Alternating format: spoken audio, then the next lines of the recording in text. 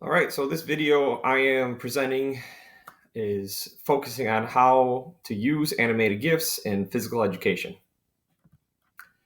My name is Tom Clayson. I am an elementary PE teacher in Illinois. I started teaching back in 2011.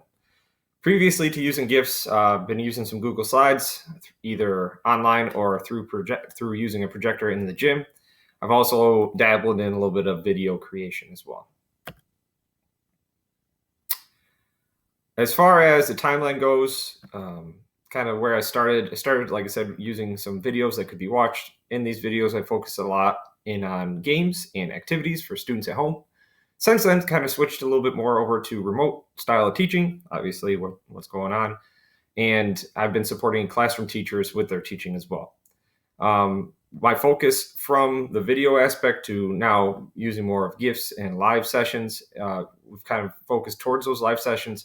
And with those, I've created a lot of different activities that the students can do with me or on their own. As far as remote PE teaching has gone, there's been a little bit of a shift or a change. Previously, I've been teaching a little more skill-based, activity-based, and just moving. As far as with online learning, there's been a little bit more of a change to health and wellness-based learning. I feel like this has really benefited the students for the remote setting. We've been able to do a lot more exercises and activities that have been a little more self-paced or self-sustained in a single area. They don't have to get out and go do a whole bunch of things. I am going to be switching through some things up in the future, trying out doing some different activities, kind of bringing back some different pieces of equipment and games that we can be doing together online. But during our remote teaching or my remote teaching, I had a little bit of a choice between more students and increased time, meaning groups of 40, 50, 60, and about 30 minutes time, or I go into less students and decrease time, which is maybe about half and about 15 minutes. With the model I chose, efficiency is key. So what I needed to do, or what I wanted to do, was to have as much activity time as possible. Again, getting the kiddos away from the screens, up and moving, that's key. Starting with some warm-ups, using some different videos, using the GIFs in the actual activities is really key. And I feel like there's a better way to connect with the students this way as well. So again, with the creating the GIFs, I'm able to show the kiddos what I need them to do, what I want them to do, and kind of guide them that way. And I've been creating these GIFs for our live sessions as well. So as far as use of GIFs, there's a couple different things. Guided fitness or skills is very simple. You can show them what you want them to do. They can instantly start. It's great for demonstration. As you can see here with me using the basketball, I'm using my right hand and actually bending down and using maybe a little bit of a squat, using some different muscles there as well. These are only limited by the creator. So you, as the person that wants to create the GIFs, you can be as creative as you want. You can keep it as bare simple or really start stepping it up and doing something out of the box. Some things I want you to know about when you're using GIFs, maybe some different tips for creating them. Take your time. I'm going to talk a little bit later about finding some repeated points, but you can see here up above, when I'm actually using a plate as a paddle, I find that spot in the video that looks so close that you can't even tell, and it keeps the GIF continuing. This clip above was about maybe 3 to 4 seconds of actual video that turned into this GIF. My challenge to you guys, be creative, see what works, see what you can come up with. This is kind of one of those things it's limitless, whatever you want to do. A couple things that I want to add into this, try to find something that has a flat background, something that doesn't have a lot of movement in the back. I use a tripod. I really feel like that helps a lot. You can also use other types of stands or a wall, really anything to keep your phone or camera up to that point.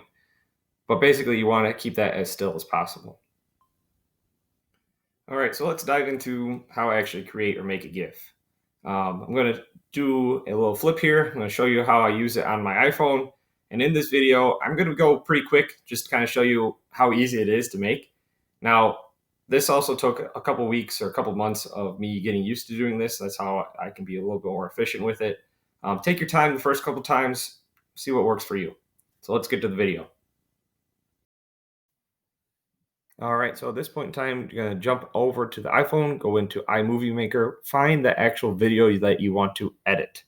So to create the GIF, you're going to have to split this down into a smaller amount, usually between 2 to maybe 6, 7 seconds is great. Right now, I'm trying to find that repeated point. So you can see with my arms extended, this is going to be the spot where I hit split. I'm going to go and try to find another point that looks very, very similar to that to make the GIFs seem seamless or flawless or continuous. So here I've go ahead and found that. I'm going to go ahead and just click this, and it's about 1.3 seconds. That's all we're going to use for this one. At this point in time, you're just going to go ahead and hit save the video, and it will import or export to your photos. At that point in time, you're done with the actual editing or the hard part, and you're just going to go into a shortcut on your iPhone called Convert Photos to GIF. From there, you're just able to click the video that you'd like, just like you're seeing right now. And that's really all you need to do to create the photo or the video into a GIF. At this point in time, you're able to, again, save it and then upload it and use it as you'd wish. Good luck with your creations. All right, as you saw in that video, that was just an easy way to do one exercise doing the push-up. And that repeated point that we were talking about, again, I was able to extend my arm straight out, and that was that spot where I tried to repeat it in the video. Now that, again, it wasn't quite as perfect or as nice as I would probably present, but again, just for this video's purpose, it's good enough. Something else that I wanted you guys to be able to know, some other free things, because free is my favorite. IMGplay is an app that you can use either on Android or on your iPhone. This is something a couple of my buddies have used as well, and they've talked to me about it, and I kind of picked their brain on it. It seems to work quite well. But again, I just use what I use for the iPhone. Nothing too different there. IMGplay does, if you do want to get rid of the watermark, you have to pay for that. Otherwise, there's a few ways to edit that out. I didn't say I did that though. As far as a couple other things, there's a site called Unscreen. I really like this one just to play around. This is kind of one of those things that give this a little bit of time of you creating your own GIFs and then jump into that. You're able to put yourself in some very unique places. I know I've done a couple different GIFs where, just to kind of spice things up for the class. Either me doing push-ups by a waterfall, doing jumping jacks over a mountain. There's a lot of different things that are available there. One of the sites I want to talk about is cbhpe.org, and this is Chromebook Health and PE.org. The creators of this website, they've put a lot of different resources out there for you guys, much more than anything I could ever provide. And specifically, this GIF collection is awesome. There's been a lot of other PE teachers or different people that have created GIFs that have shared these out. Make sure if you're going to use them, you give them credit, though. They've done a lot of good work. All right, going forward, so using a couple of the GIFs online, I feel like this is a great thing for our live sessions. This can be used in the remote setting online, or this could be actually something that you use in the classroom or in the gym. I'm going to continue using these online for my live sessions. I'm going to keep creating games and activities, and maybe I'll even pop another one of these videos out that shows a couple different games or activities that I've used for GIFs.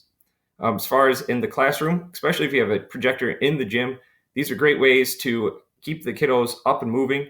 It keeps the learning continued, and this is great for group activities. This is a great way to show different kind of stations or games that you might be doing throughout the gym, and it really helps with questioning or understanding by the students. And the last thing I want to leave you guys with, I feel like this is using GIFs kind of keeps the kiddos up and moving, and it's able to give you that time to have that connection with the students. I'm able to check in on the students online and see what they're able to do. I'm actually able to see what they're doing because the GIFs are up and moving, and then I don't have to as well. One thing I want everybody to be knowledgeable about or keep trying to do is be responsive to the students. Check in on them, make that connection, see how their day is going. Joke around with them if you need to. That's a big thing for me. Keep questioning yourself, keep wondering what you can do more of, and of course, make sure you're available for the questions with the students. Even if it's just as simple stuff as to how their day is going or what they did over the weekend, be that person that they can have a good connection to. All right, again, my name is Tom Clayson. Let me know if you have any questions. Take it easy and stay active.